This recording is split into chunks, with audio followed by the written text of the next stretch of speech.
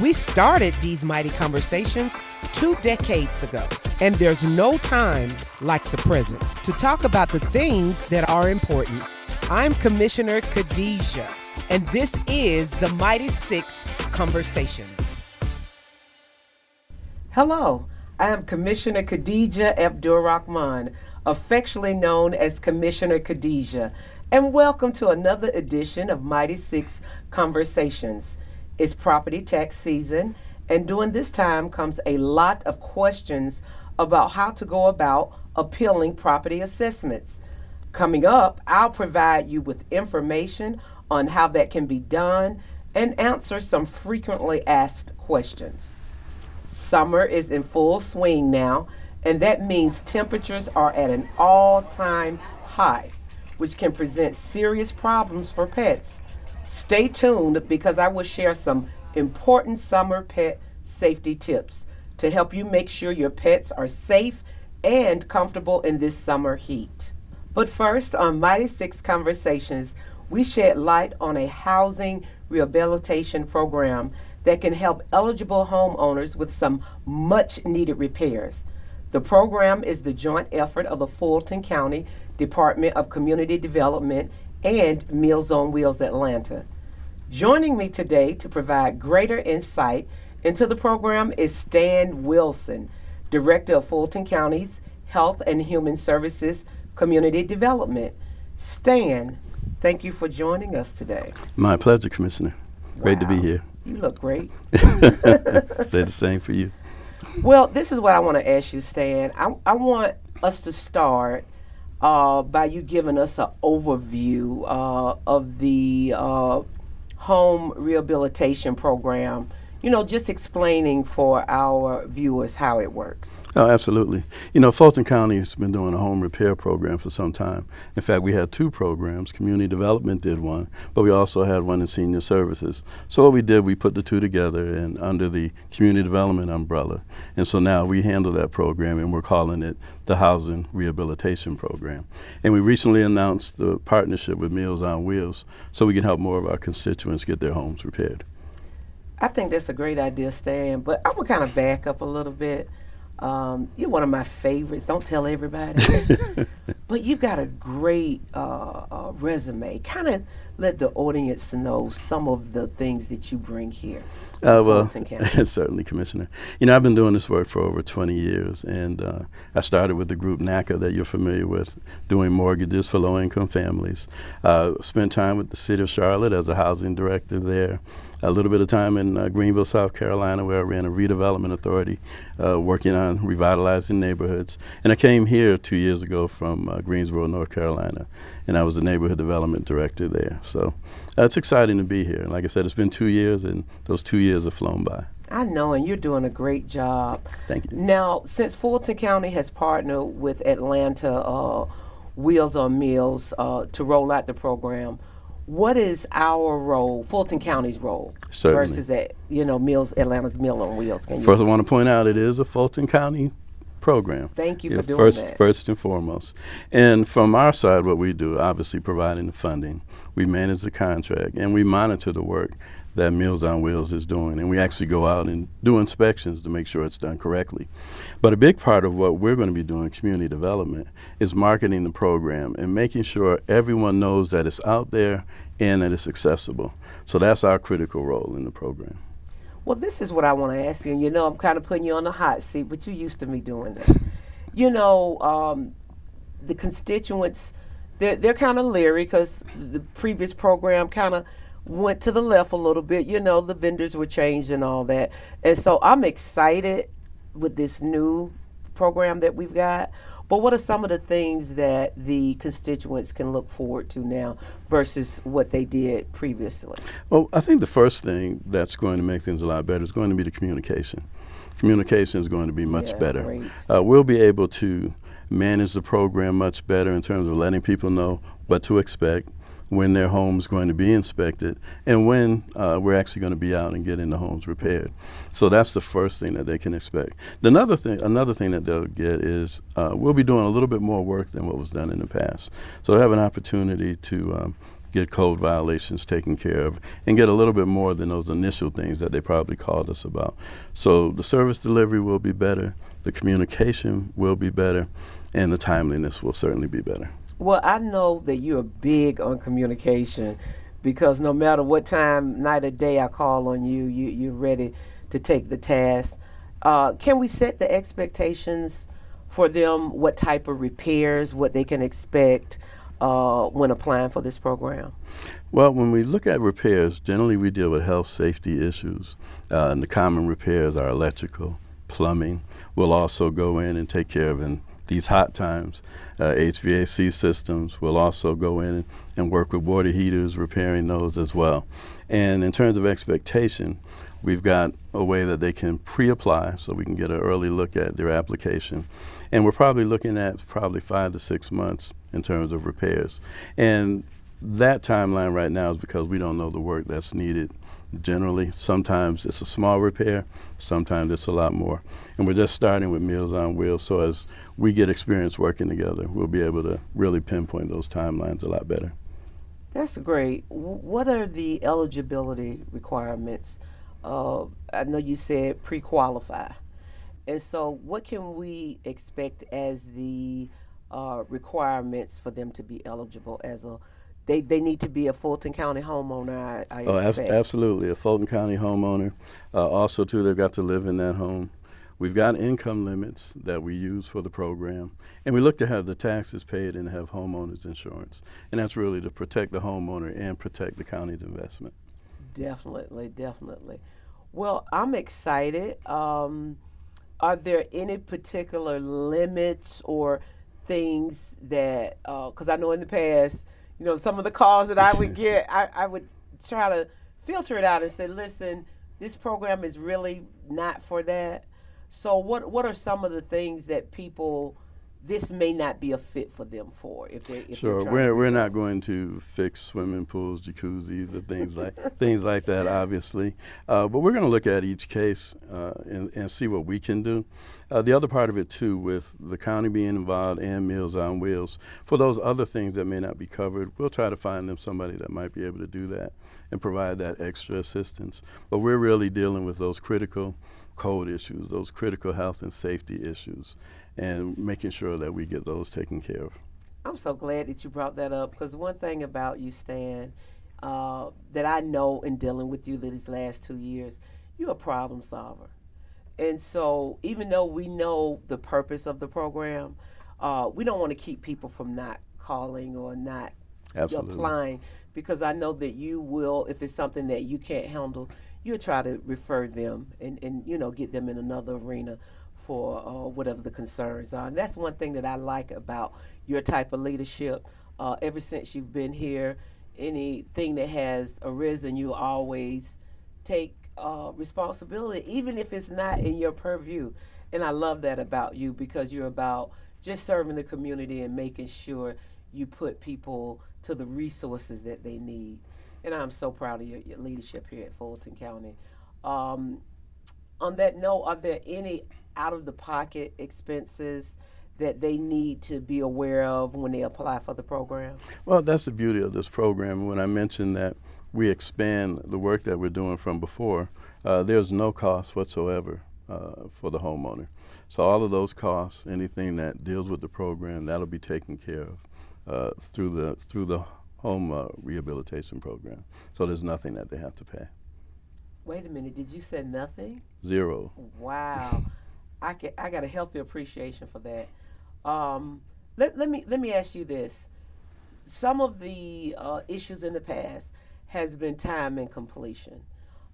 Giving all things being equal, because we know every homeowner situation can be different. Absolutely. Some can be very just need a water heater changed out or something to that nature, something that's more extensive.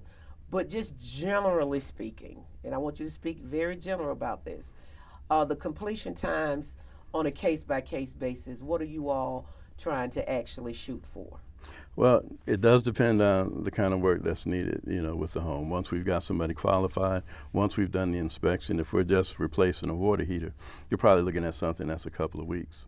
But if it's more than that, there's materials that have to be ordered, there's scheduling that has to be done. But, we've got a wait list we're working through right now, and once we're about halfway through that, we'll be able to pinpoint what homes we're going to do within this year, the next year, when we're going to do inspections and so forth. So right now we're saying around 5 to 6 months to get it completed. But on those smaller projects, definitely we can see a turnaround in a much quicker time. I'm glad that you spoke about the wait list, because I believe, just like you, in setting the expectations accordingly.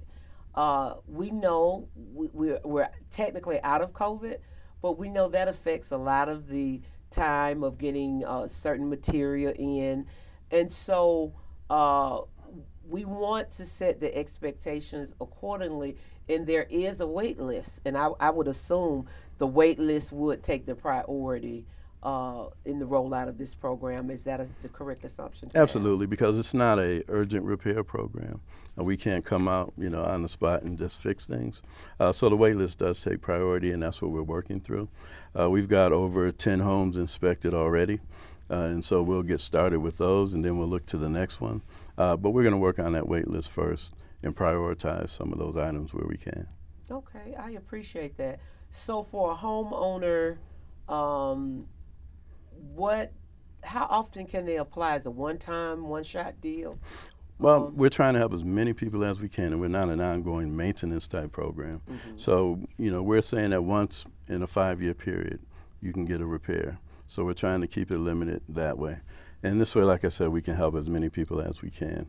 And we don't do ongoing maintenance. Okay. So I get it. I think we've explained, or more importantly, you've explained it to where we've set the expectations. I think as a commissioner that's in my first term, a lot of the expectations of the past were the same expectations they had, even though it's COVID. And Sure. So a lot of the work that I was doing, and even referring to you, was letting people know, listen, at some point we did have to stop. At some point we did have to revamp a few things. And so we just want them to have patience as we begin to work on this wait list. How can the homeowners contact or register for the program? Well, to register, they can contact Meals on Wheels directly. Their role, and I'll talk a little bit more about that, theirs is the day-to-day activities. They'll come out and do the inspections, and they'll oversee the contractors that are doing the work. So they can contact Meals on Wheels and speak to them directly to register with the program. Wow, that's great, Stan. I appreciate your leadership on that, because Meals on Wheels, we know they're on the ground usually daily. So I think the fact that they are the intake part of it is a great idea, because you've got eyes right in the community. Absolutely. Right then and there. I think that's great.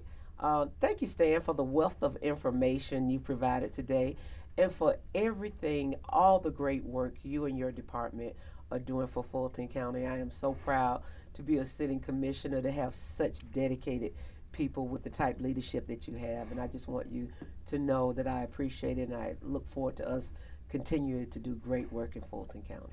Well, thank you. I appreciate the invite. I hope I get to come back, and I'll certainly let my team know the great words that you said and how you appreciate what we do. Definitely gonna bring and you back. We appreciate you. Yes. All right. Thank you. Stay with us. We'll be right back.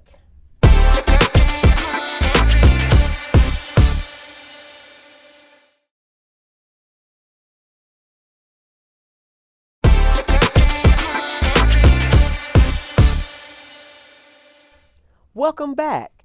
By now, you should have received your property tax notice in the mail. Fulton County property owners received their 2023 assessment notices in June. The notice informs you of the latest valuation of your home based on fair market values and a corresponding tax. Over the past weeks, my office has been flooded with calls from people wanting to know how to appeal their 2023 property assessment. Here's some information you need to know, as well as answers to some frequently asked questions. What is the 2023 appeals deadline? This year's deadline to file 2023 appeals is July 24th, unless a different date is printed on the notice of assessment. There are three common reasons for filing an appeal. First one is value. The property owner is not in agreement with the value on the notice, believing it does not reflect fair market value. The second one, exemptions. The notice does not reflect homestead exemptions. And the last one is taxability. The property is tax exempt. An example being the property is owned by a nonprofit organization as of January 1st, 2023. Why don't I see my city's homestead exemption on my assessment notice? Fulton County processes homestead exemptions for Fulton County governments, Atlanta Public Schools, Fulton County Schools, and the 6 cities for which we collect property taxes. These include Atlanta, Chattahoochee Hills, Johns Creek, Mountain Park, Sandy Springs, and South Fulton. Fulton County does not process homestead exemptions for the cities of Alpharetta, College Park, East Point, Fairburn, Hapeville, Milton, Palmetto, Roswell, and Union City. Therefore, homestead exemptions are not reflected on assessment notices for homeowners in these cities, and persons should contact their city to verify if their city homestead exemptions is in place. How can I submit a property assessment appeal? It is recommended you submit your appeal online at fultonassessor.org. You may also mail a form to 235 Peachtree Street Northeast, Suite 1200, Atlanta, Georgia 30303. Or you can hand deliver your documents to any office of the Fulton County Board of Assessors. Locations are listed at fultonassessor.org. If you submit your appeal in person or by mail, you will not be able to track it through the online appeals process. For more information, you can call 404-612-6440. Stay with us. We'll be right back.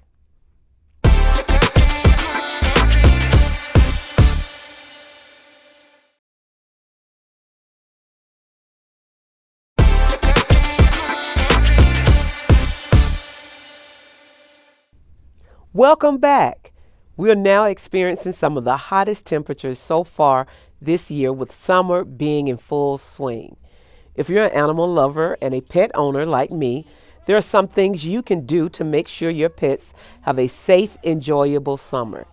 Never leave animals unattended in direct sunlight or unattended in a hot parked car. When temperatures are 80 degrees outside, the inside of a car can reach a sweltering 120 degrees or higher within minutes. Leaving windows partially rolled down will not help. Animals can suffer heat stroke in high heat and humidity, leading to brain damage or death. Here are some signs of heat stroke that pets can exhibit: rapid pulse, fever, panting, and drooling. Now, you also want to avoid strenuous exercise and limit your pet's time outdoors on hot and humid days. Avoid asphalt and remember to keep your pets in shaded areas. The heat can cause asphalt temperatures to be hazardous to your pet's paws. When it's hot outside and it's too hot for you to be barefoot, then it's too hot for your pet's paws to be on the asphalt. If you love your pet as much as I love mine, then take heed during our hot summer months. Stay with us. We'll be right back.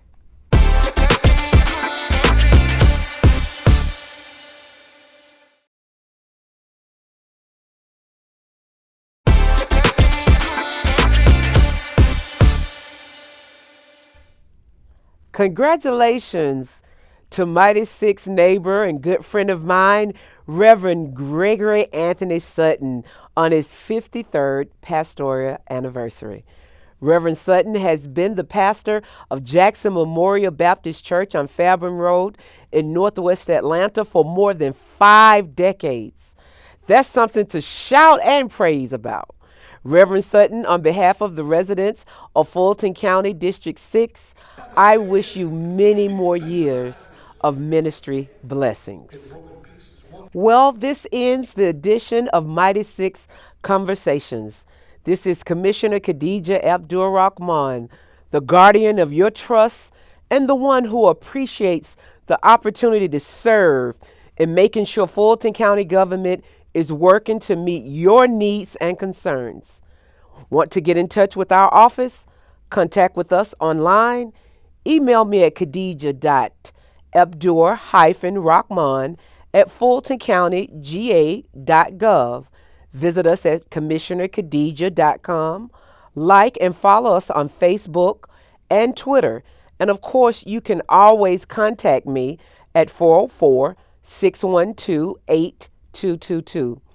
Until next time, stay safe and know that I and the Mighty Six team are working for you.